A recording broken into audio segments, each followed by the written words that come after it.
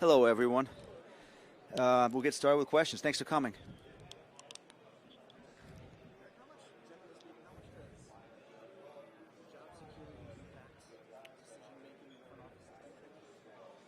Man, that's a deep question.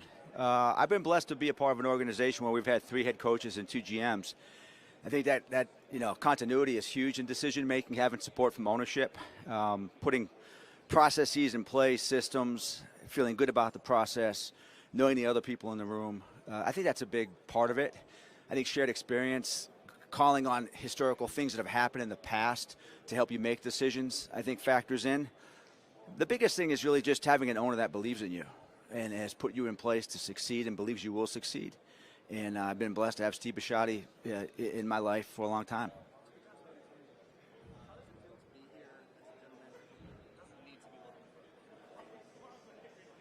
Well, I think you're always, every smart team's always looking for quarterbacks. It's a quarterback league. And whether you're looking for a backup, a practice squad quarterback, a starting quarterback, it's hard to win without one. We're blessed to have Lamar Jackson. Before that, we were blessed to have Joe Flacco. Living in a world without a quarterback is a tough world to live in. We understand that. These guys drive the league. And so, it's a tough position to be in. But I think if you've got the right people, you trust the process, you can find one.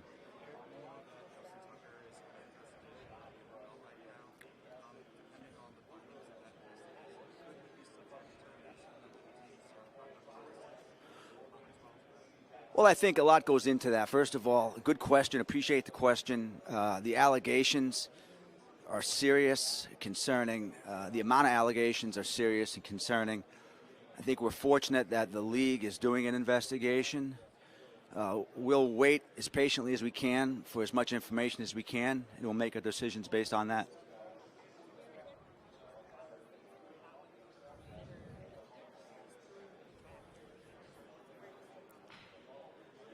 Well, I think like every position, we're going to evaluate, rank the board. We've been doing that for the last 29 years. We're blessed to have a really good kickers coach in Randy Brown, who does a phenomenal job evaluating punters and kickers and long snappers for us every single season. We'll meet with Randy throughout the process over the coming weeks. He'll travel all over the country looking at these guys, and we'll build the best board that we can.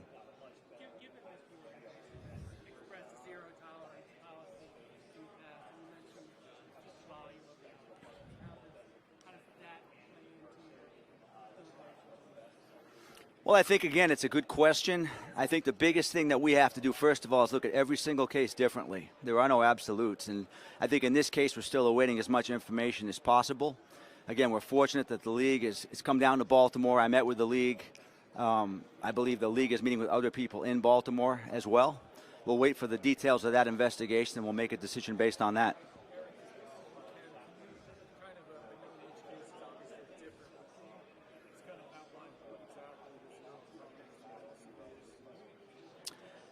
I really can't because, again, we look at every case differently, and the facts in every single case.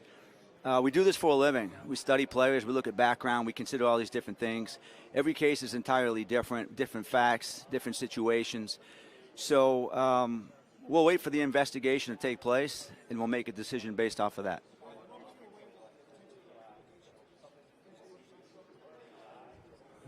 Right, so we were aware that a local media outlet was getting prepared to do a story on Justin Tucker, and that was the first time that we became aware of those allegations or the potential allegations that might result.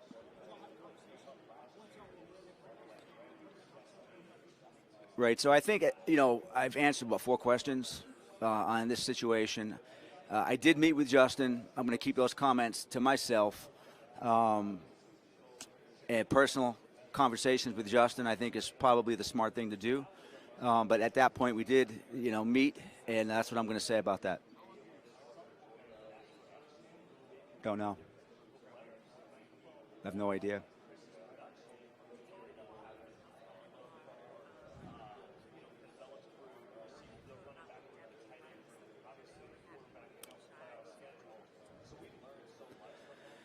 Well, I think it's a good, a pretty good class draft-wise, free agency-wise as well. I think we do a really good job. I'm very happy to see the development that our young receivers have made the last couple of years. Greg Lewis does a great job coaching those guys up. Our players really did a good job this year. Feel like there's a good opportunity for us to find some good talent, either through free agency or the draft, in every round, and every price point. And I think the other point is that we've got some really good tight ends as well. And I think this year we really did see kind of our vision for the offense come together with playmakers across the board, whether it's running back, receiver, tight end, backup running back, backup receivers, backup tight ends. I think it was kind of what we've hoped for the last couple of years, and we had a chance to see that come to fruition.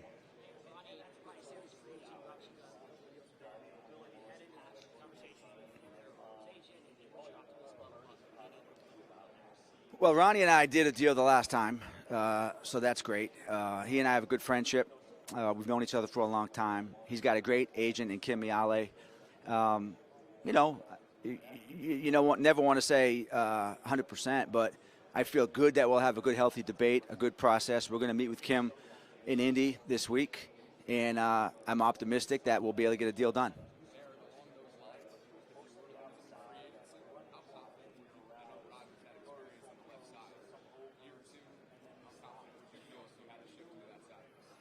Well, that's a coaching question. I mean, we've seen, we think Roger had a great year last year. He's a very good athlete. He's way mature than a typical young player. I think he proved that this year with how he played and competed week in, week out, whether it was on-field performance against good players coming back from injuries and things like that. So he's definitely a factor on the left side if need be. I think we'll try to find the best 5 guys we can. I think there were a lot of questions about the offensive line last year, and I think we did a pretty good job of putting a pretty competitive offensive line together on the field last year, and I would expect the same to hold true this year.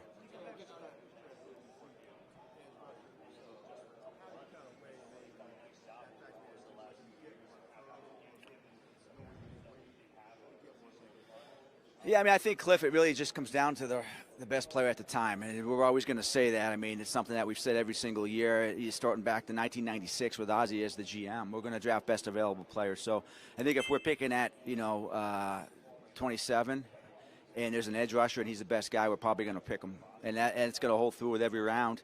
I think it's an important position. I think we were maybe second in the league in sacks last year, but having a continuous influx of young pass rush talent, guys that can set the edge and play the run, guys that play like Ravens, physical players who can get to the quarterback, I think that's a priority for us for sure.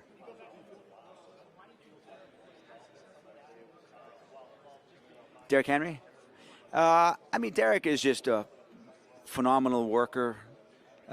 He's a pro, does everything the right way. The way that he practices, the way that he takes care of his body, his mentality on the field, his leadership. His talent, he's freakishly talented. His combination of size and speed. So he was just the perfect player for us, I think, last year, the right addition. And he brought a lot to the table on the field and also off the field with intangible qualities. We're blessed to have him, and I would expect his successes last year to continue this year.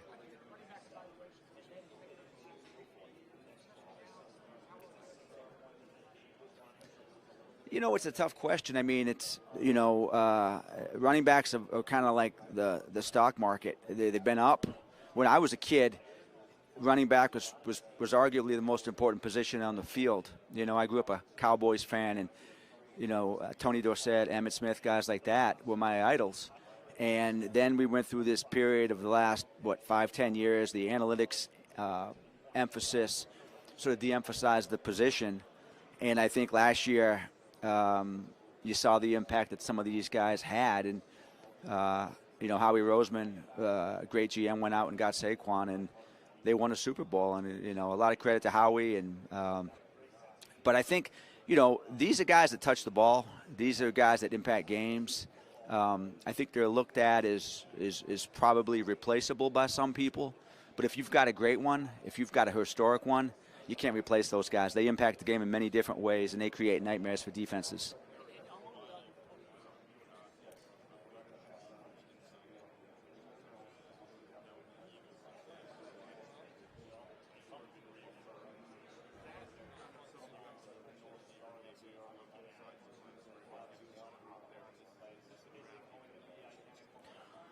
Well, I think that you always want to be strong, through your middle. And something that I think we've prioritized with Kyle as a safety, Roquan, our defensive tackles, Travis, Namdi, Linderbaum, Lamar, all those guys. I mean, I believe in that as well, being strong up the middle. It's always going to be an allocation of resources and where you spend your money every year. There's different schools of thought, but you've got to be physical. We've always prided ourselves on being a physical football team that can stop the run the ball, protect the quarterback, rush the passer, and win games in the fourth quarter. I think this draft class is pretty strong. I think you've got on the defensive line, you've got some guys, some defensive ends that, when we say defensive end, we mean outside linebackers. So that's, you might hear me reference outside linebackers. Other clubs might call them defensive ends. But I think you've got some defensive tackles that are fine prospects. And then on the interior, we see a number of guards that could get picked in the first and second round and probably provide early value and start right away for their drafting clubs.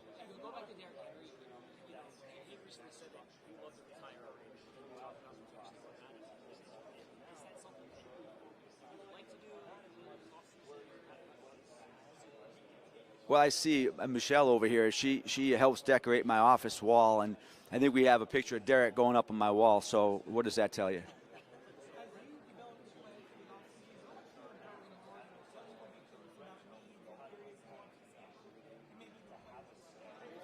Lamar's got a great voice, and he's a student of the game. He watches players. He knows talent. Now, he does love the Miami guys and the Florida guys. But, listen, Lamar he's a stakeholder. He's a partner. He's earned that right to have that type of input and opinion. And a lot of guys haven't earned that right. But Lamar has earned that right. It's important. It's necessary.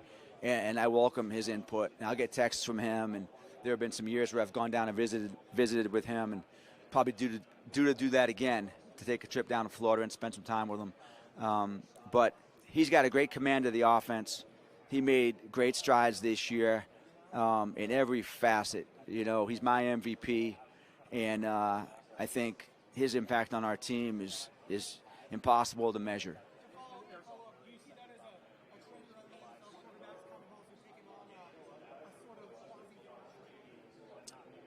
I don't know how to answer that. I mean, Lamar's Lamar. He's a two-time MVP, in my opinion. Should have been a three-time MVP. So, different status.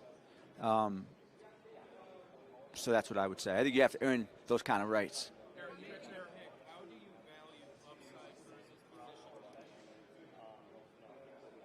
Upside is how good can this guy be. Position need is like we need a player to play right away. In my opinion, with positional need, it sounds great at the time you draft a player, you pencil him in, but if he doesn't have the ability to play at a high level, then typically you're going to be disappointed. Your fans are going to be disappointed, and you're going to look at it as a bad pick. So you want the best player in any given situation. Your needs change day to day. I mean, we've been in situations. I've been on teams where I felt like we had great depth at corner, great depth at tight end. In a matter of a couple weeks, we had no depth. I go back to the year that in a matter of a couple weeks we lost J.K., Gus Edwards, and Justice, and had no running backs. Literally a Friday afternoon calling agents trying to find somebody to come to Baltimore.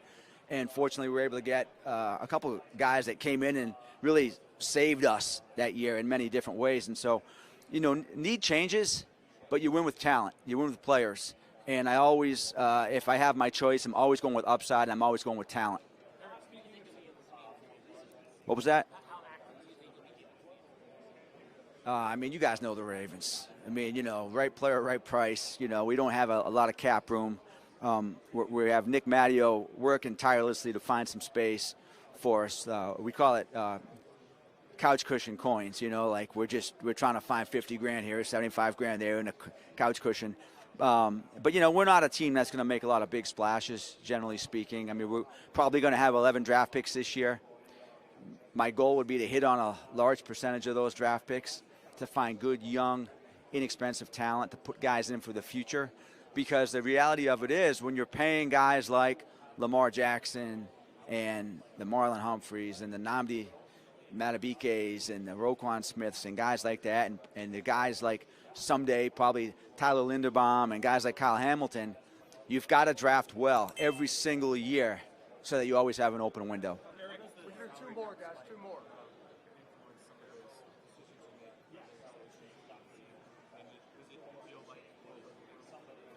It gives us a little bit more, but when you're starting with as few dollars as we have, it's a savior, but we still would like to have more money, and then we're a victim of our own success in some ways because, you know, you guys remember when I did become GM, one of my main priorities was to retain as much of our own homegrown talent as possible.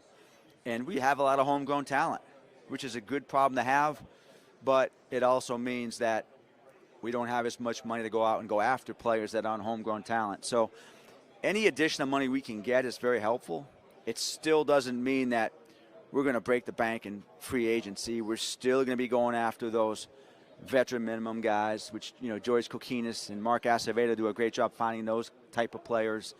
We're still going to be trying to find the guys that we can get that we think are good value that maybe come to us and play better than what we expected. And we have a lot of those guys, right? And you know those guys that come in and you're like, man, this guy's really good. I can't believe the Ravens got this guy for $1.5 million. Those guys are critical for us to sustain the success that we've had, because the reality is we just can't go out and spend $200 million in any offseason on players like some teams do. We're just not going to be able to do that. Eric, last one. Mark Andrews, obviously, in the final year of his deal.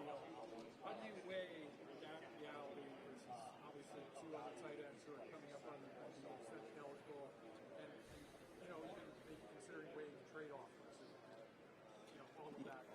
Yeah, I mean, I think Mark is a great player. We're blessed to have three really good tight ends under contract this year. They all contribute in different ways. Their chemistry, their camaraderie, their impact on the offense, their relationship with the other skill guys is great. I mean, Mark's going to go down as one of our great players. He'll be in the Ring of Honor someday. I love having Mark on the team. He's an awesome player. I know he's going to have an amazing season. We'll figure out all the roster machinations over the coming weeks, but I can tell you there's no bigger fan of Mark Andrews than me. And he's been a blessing to have on the team, his leadership, the way he approaches the game, his attention to detail. He's just one of those guys. All right, thanks, Eric. Thank you, guys.